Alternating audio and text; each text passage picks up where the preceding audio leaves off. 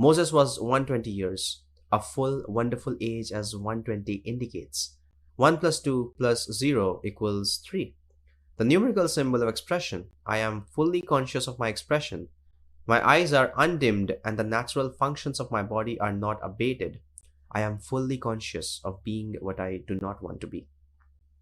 But knowing this law by which a man transforms himself, I assume that I am what I want to be and walk in the assumption that is done.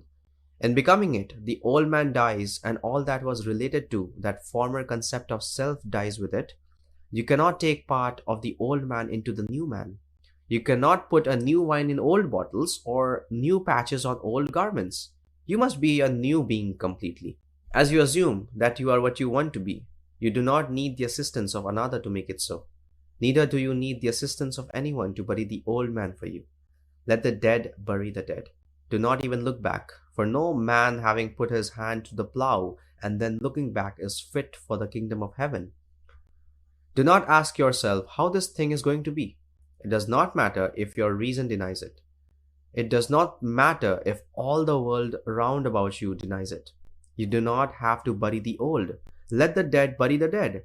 You will so bury the past by remaining faithful to your new concepts of self that you will defy the whole vast future to find where you buried it. To this day, no man in all of Israel has discovered the sepulchre of Moses. These are the 4 stories I promised you tonight. You must apply them every day of your life. Even though the chair on which you are now seated seems hard and does not lend itself to meditation, you can, in imagination, make it the most comfortable chair in the world. Let me now define the technique as I want you to employ it. I trust each one of you came here tonight with a clear picture of your desire. Do not say it is impossible. Do you want it? You do not have to use your moral code to realize it. It is altogether outside the reach of your code. Consciousness is the one and only reality. Therefore, we must form the object of our desire out of our own consciousness. People having a habit of slighting the importance of simple things and the suggestion to create a state akin to sleep in order to aid you in assuming that which reason and your senses deny is one of the simple things you might slight. However, this simple formula for changing the future, which was discovered by the ancient teachers and given to us in the Bible, can be proved by all.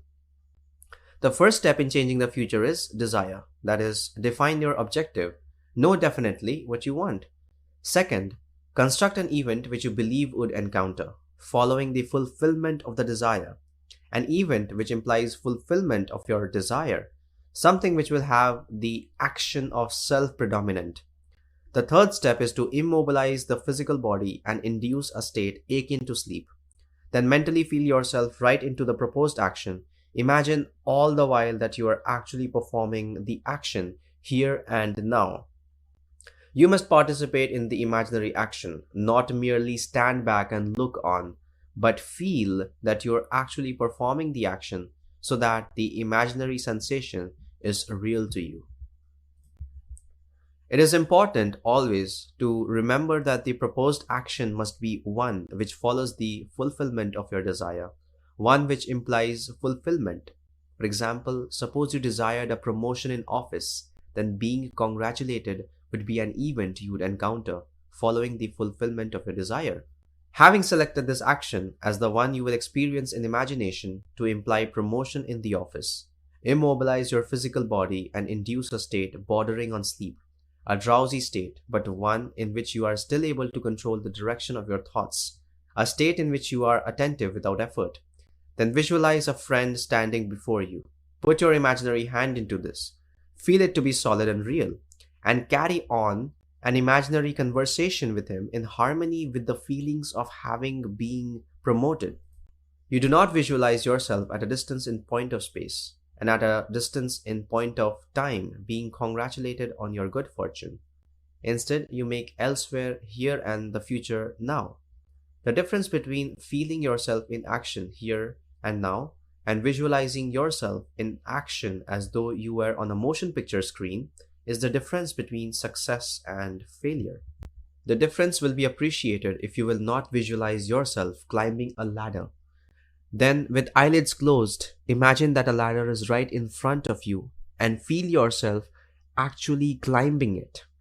Experience has taught me to restrict the imaginary action which implies fulfillment of the desire, to condense the idea into a single act and to reenact it over and over again until it has the feeling of reality.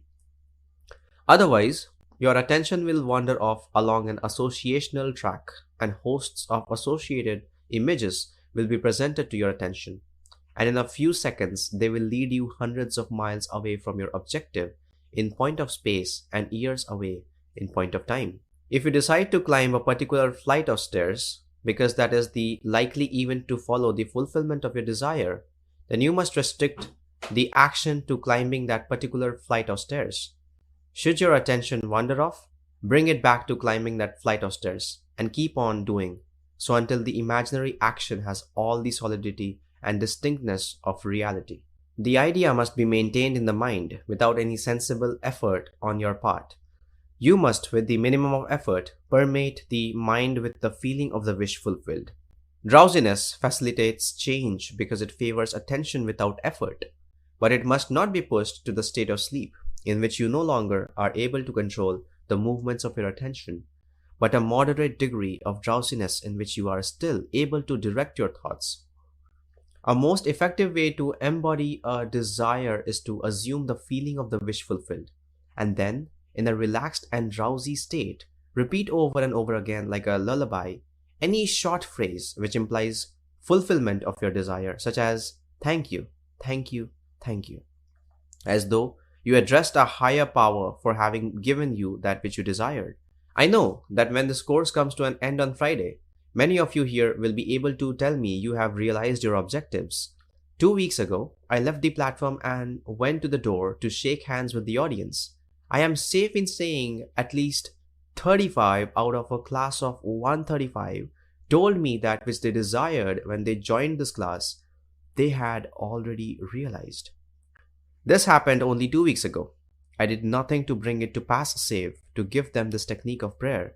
You need to do nothing to bring it to pass save apply this technique of prayer. With your eyes closed and your physical body immobilized, induce a state ache into sleep and enter into the action as though you were an actor playing the part. Experience in imagination what you would experience in the flesh, where you now in possession of your objective. Make elsewhere here and then now. And the greater you, using a larger focus, will use all means and call them good, which tend toward the production of that which you have assumed.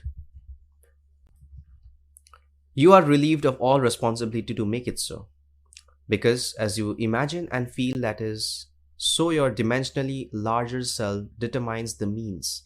Do not think for one moment that someone is going to be injured in order to make it so that someone is going to be disappointed. It is still not your concern. I must drive this home. Too many of us, schooled in different walks of life, are so concerned about the other. You ask, if I get what I want, will it not imply injury to another?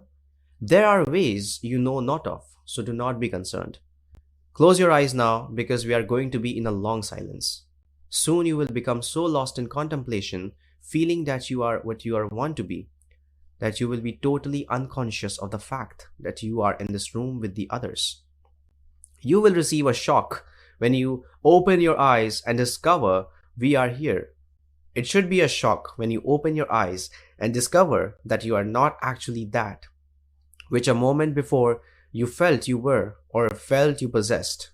Now we will go into the deep silence period. I need not remind you that you are now that which you have assumed that you are. Do not discuss it with anyone, not even self. You cannot take thoughts as to the how when you know that you are already. Your three-dimensional reasoning, which is a very limited reasoning, indeed should not be brought into this drama. It does not know what you have just felt to be true is true. Let no man tell you that you should not have it. When you feel that you have, you will have. And I promise you this much. After you have realized your objective, on reflection, you will have to submit that this conscious reasoning mind of yours could never have devised the way. You are that and have that which this every moment you appropriated. Do not discuss it. Do not look to someone for encouragement because the thing might not come. It has come. Go about your father's business, doing everything normally, and let these things happen in your world.